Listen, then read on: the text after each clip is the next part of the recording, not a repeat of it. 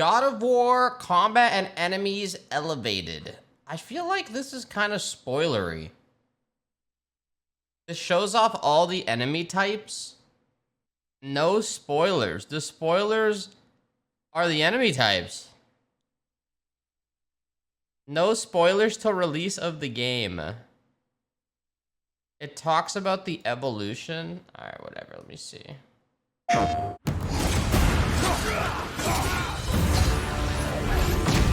From a combat perspective, I always, and I still feel like the meat and potatoes of any God of War game is combat.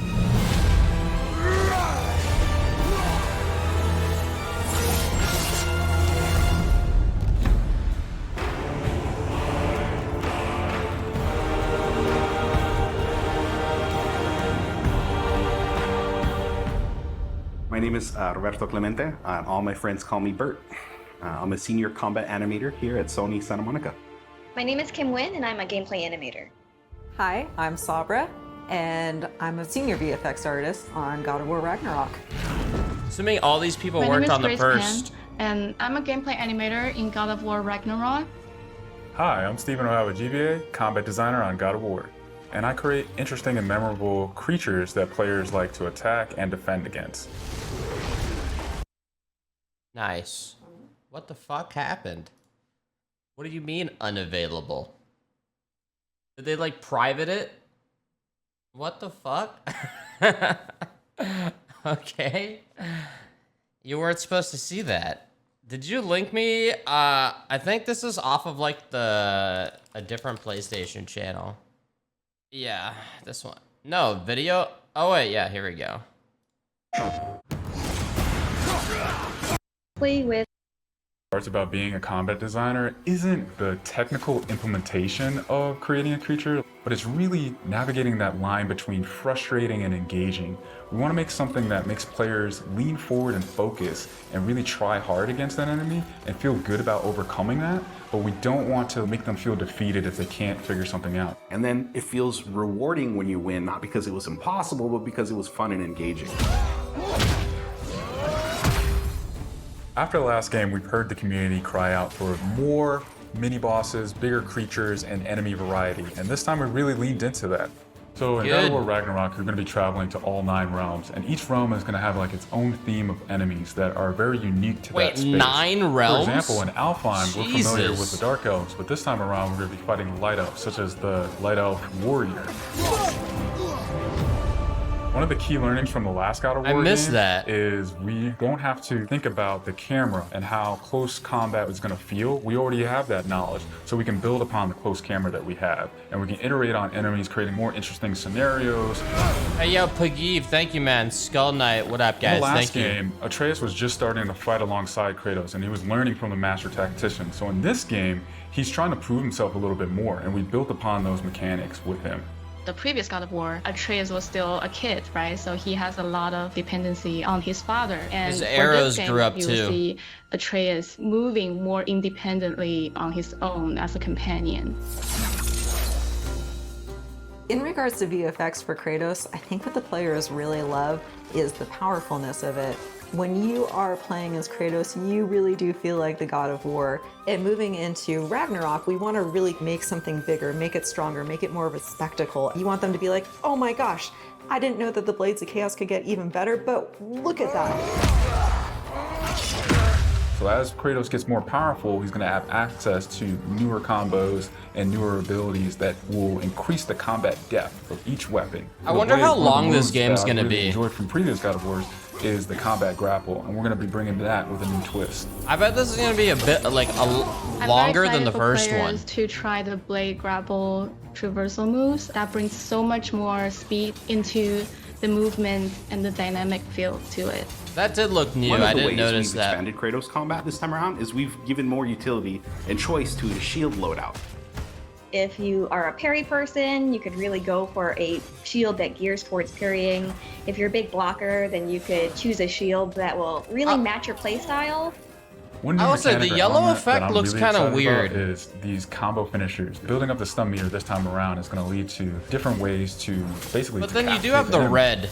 You're going to be able to choose, which weapon you want to have when you kill a guy.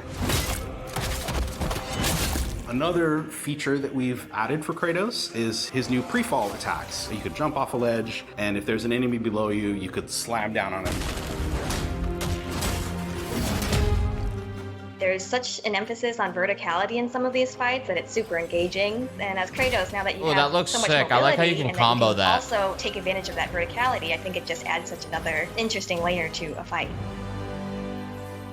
In God of War Ragnarok, we've enhanced the Kratos and Atreus duo. He's going to initiate a little bit more, be aggressive. He's going to fight alongside you, and sometimes even surprise you with his combo abilities too.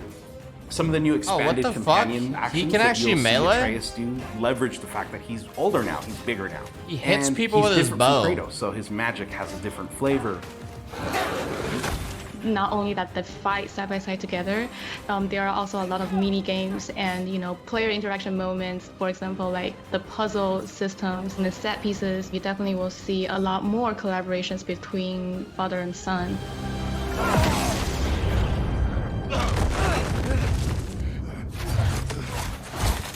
This shit's in the beginning of the game.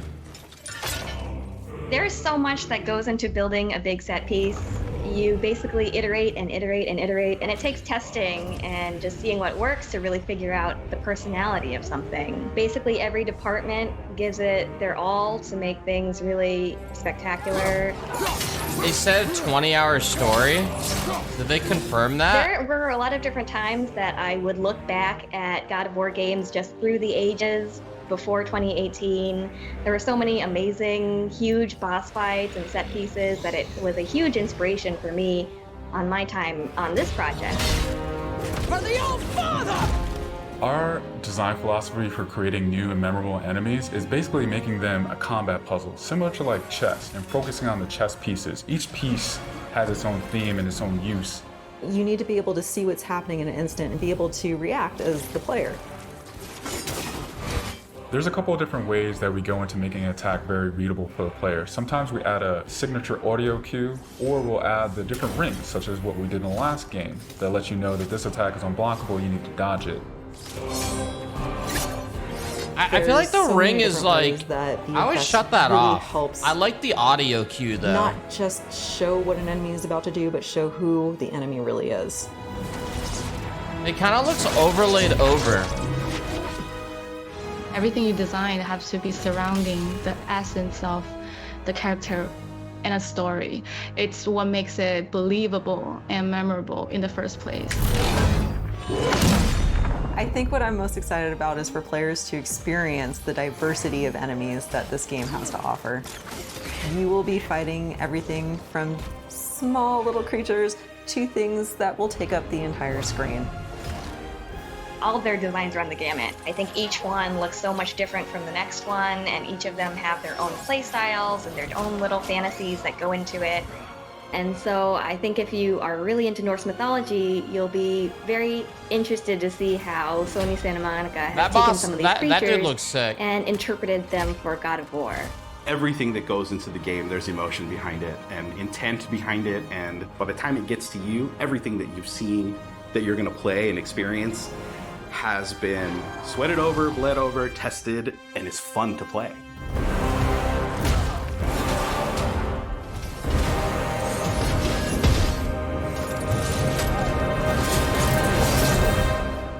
Nice, man. It's gonna be fucking good shit. As much as I'm looking forward to this game, I'm also curious what, like, Cory Balrog's working on next. Like, what is Santa Monica gonna do next? Is it gonna be like, obviously it's not God of War anymore. And the thing is, they've reimagined God of War. Why would they not bring God of War into different locations? Oh wait, did he say it is a sci-fi game? Oh yeah. Oof. The thing that's like about these studios is they make some of the best combat, Insomniac Games, Santa Monica, like, crispy fucking actually feels good on connection, fucking top-notch fucking animations, like literally the peak of video game combat and animation in a single player game, So You know it's gonna be good shit. He was already working on a game before he was assigned to work on God of War. Yeah, I'm like really, really curious about that. Elden Ring best combat. No, I don't agree with that. Sure, Elden Ring is fun, but no. No. It's different. Insomniac games, even Naughty Dog, even though like Insomniac plays around more with their talent, Naughty Dog is very, you know, grounded because it's like more real. Even The Last of Us is grounded into reality a bit more because it's like guns and you're like limited on your fucking supplies. No, Insomniac, you know, you can play around because you're fucking Spider-Man. And then like God of War with Santa Monica, like obviously they can play around. He's a fucking god. But like, I don't know, Elden Ring has good combat, but like in a different way. It's different. Like you don't really feel, it feels good swinging weapons, but the connection of weapons isn't always, it's different. It's just fucking different, okay? It's not the same. No, there's more impact on the gameplay of Insomniac and fucking Santa Monica. From Software, you know, you like, okay, you have your stats. Yeah, it's more stat based where you're like, holy shit, okay, this build really works, and then like you might fucking swing your two-handed sword and you like one-tap the boss or something. It has more like the RPG style of combat where it's not that ridiculously visceral. Platinum Games does the best combat. Yeah, they do good. Redfall is a game that is like, looks like it looks well made, but it's hard to get into this game.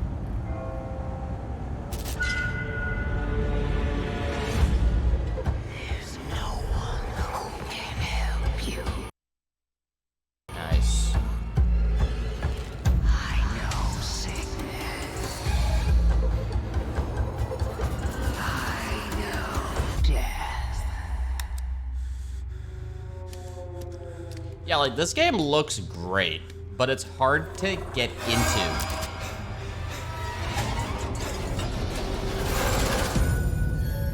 I see you running.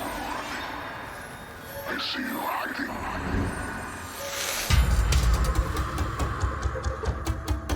Why are you still hiding? We can protect you! Wait, does this come out this year?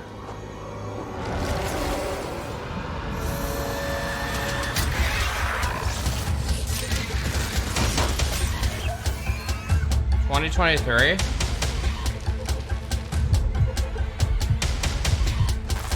Yeah, like there's no denying it looks cool. I think the characters, maybe the characters throw me off. It's on me!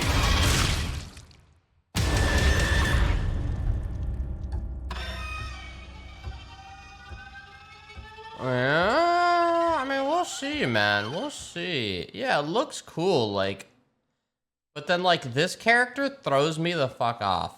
Looks like a character from Grounded in a very gory looking game. Like everything looks fucking crispy. The guns look good. The fucking aesthetic is nice. Like the lighting is fucking sexy. Like that looks cool, man. Like everything looks great. I didn't realize how bloody this game is though. But then the characters, it's like, what the fuck is this? It literally looks like a Grounded character from behind. I don't know though.